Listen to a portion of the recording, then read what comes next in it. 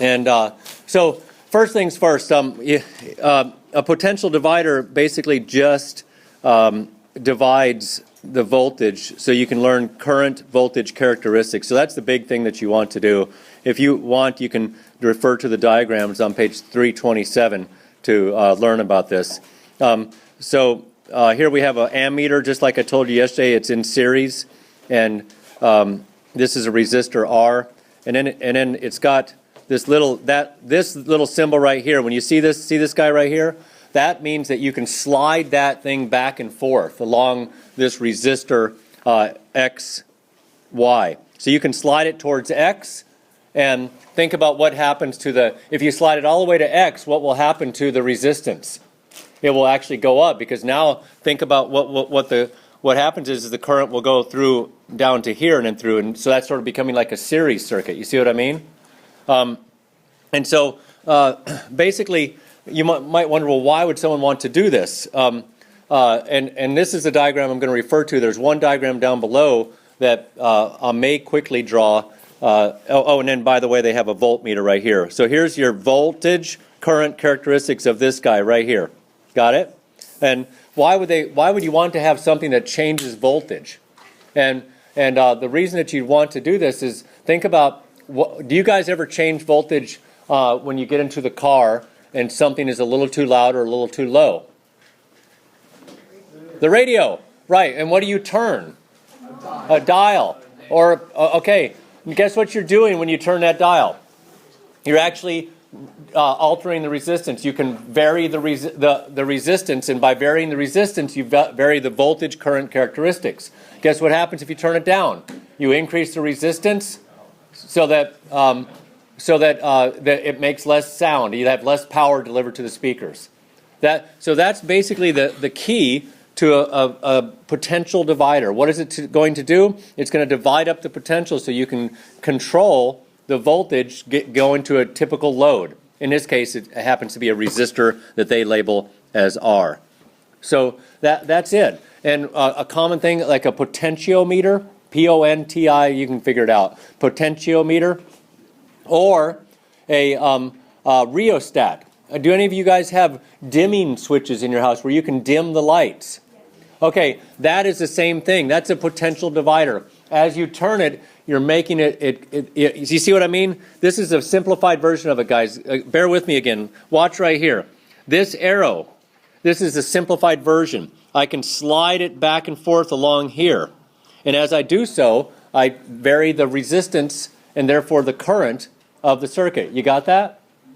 And that's pretty easy. So a rheostat does the same thing, except for it uses a circular version of it. So that's what I want you to understand.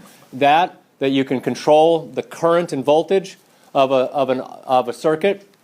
And most importantly, a potential divider is there to get current voltage characteristics of a circuit.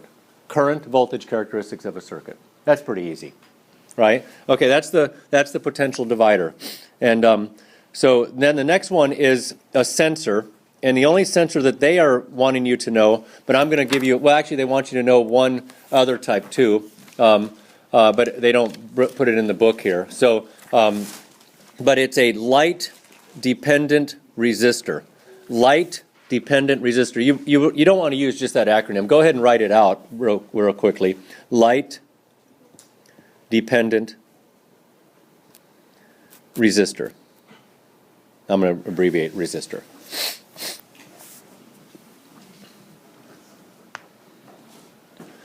Okay, so this is a resistor that the resistance decreases as the light incident upon it increases. Wait, I need to move. Let's erase that arrow and put it over here. Increases. Does that sentence make sense, even though I have symbols in there? What's light incident? Light incident. See that light coming out of that projector? It's incident on the screen. No? Still don't get it. If I shine light on you, it's incident on you. Okay?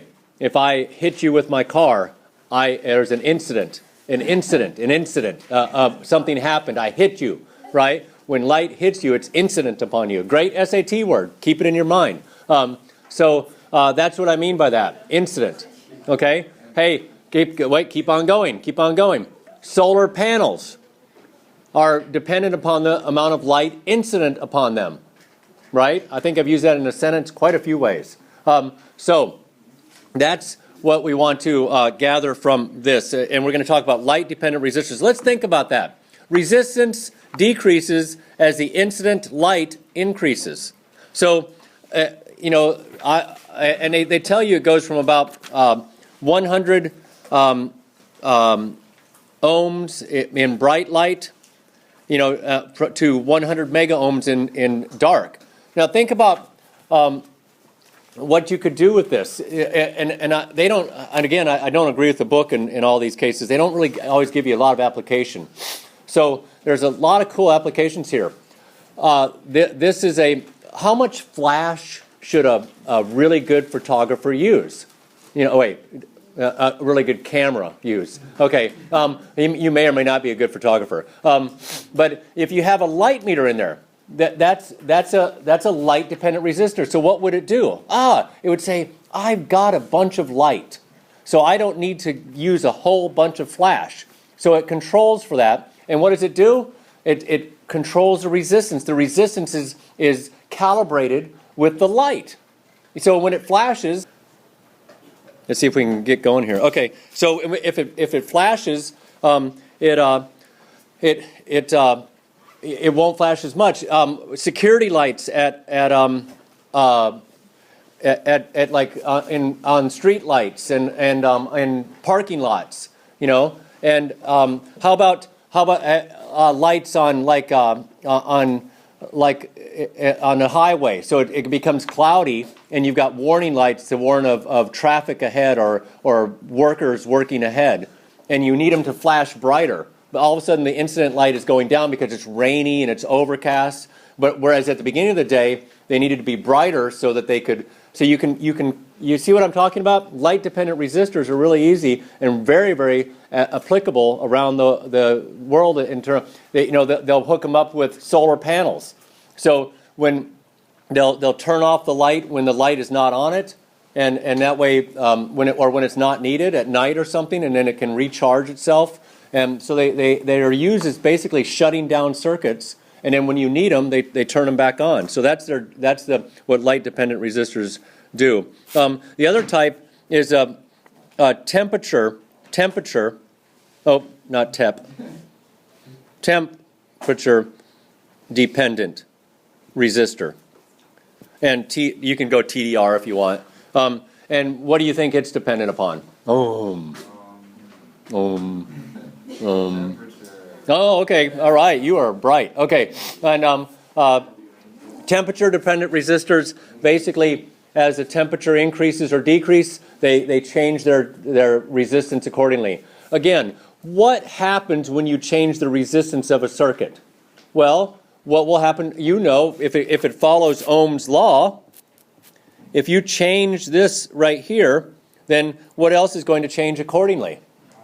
The I will change accordingly. So that's the key, is that you can control the amount of current that's going through it, and when you control the amount of current going through it, you control how much power is going through it. So if you can increase the resistance, then you can decrease the current and shut down a circuit so it's not using as much energy if you don't need to use a lot of energy. You can, guys, I can see how these could save millions of dollars in electrical bills around the nation where they've hooked up these temperature-dependent or light-dependent resistors to control circuits and literally use them to their advantage to save money. And you guys all know what I'm talking about. Think about the street lights. There's not this guy that goes around to every street light on Trenham Road and turns a switch in the morning. Okay? Or there's not a guy that's at a main switch at the county council building that goes, need to turn on the lights, and then turn. And they turn on and off automatically. Did you know that? And now you know why. Because they basically have temperature or not temperature in this case, but light-dependent resistance that literally can open up a circuit if they need to be. Got it? That is the end of the... Yes, go ahead. What's an example of a temperature? You can actually get... you can make a resistor out of a certain type of metal that's very dependent upon the temperature. So if the temperature goes up, it can increase its resistance, and it can shut down a circuit when it's not needed. Thermostat kind of? Now, that could be a very good one. Yes, that's exactly right. Yeah. Okay. Okay, so good job. All right, and with that, I'm going to stop recording. Any questions at all? You guys, this is your chance to get in on the no? Oh, Okay, so you said resistance decreases for the light dependent when light incident decreases. What about temperature? it basically goes up. Resistance goes up with temperature. Okay. Okay.